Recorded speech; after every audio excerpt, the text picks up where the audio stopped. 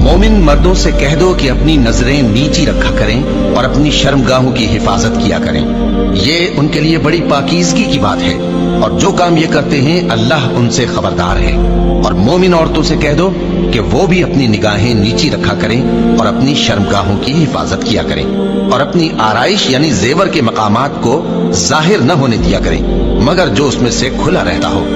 और अपने सीनों पर ओढ़नियां ओढ़े रहा करें, और अपने खाविंद और बाप और खुसर और बेटों और खाविंद के बेटों और भाइयों और भतीजों और भांजों और अपनी जैसी मोमिन औरतों और लौंडी गुलामों के सिवा नीज उन खुद्दाम के जो औरतों की ख्वाहिश न रखें, या ऐसे लड़कों के जो औरतों के पर्दे की चीजों से वाकिफ न हो। गरज इन लोगों के सिवा किसी पर अपनी जीनत और सिंगार के मकामात को जाहिर न होने दें, और अपने पांव ऐसे तौर से जमीन पर न मारे कि झंकार कानों में पहुंचे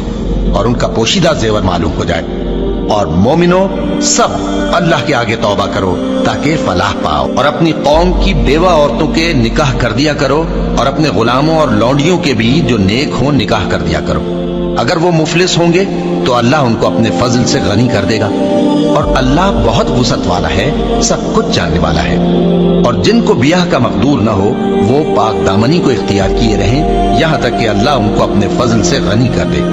और जो गुलाम तुमसे मुकातबत यानी माल देकर परवाना आजादी की तहरीर चाहें, अगर तुम उनमें सलाहियत और नेकी पाओ तो उनसे मुकातबत कर लो,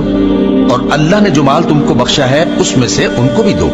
और अपनी बांदियों को अगर वो पाक दामन रहना चाहें तो दुनियावी जिंदगी के फवायद हासिल करने के लिए बदकारी पर मजबूर न करना, और जो उनको मजबूर करेगा तो उन बिचारियों के मजबूर किए जाने के बाद अल्लाह बख्शने वाला है, मेहरबान है। और हमने तुम्हारी तरफ रोशन आयतें नाजिल की हैं, और जो लोग तुमसे पहले गुजर चुके हैं उनकी खबरें और परहेजगारों के लिए नसीहत। अल्लाह हम पर रहम फरमाए, आमीन।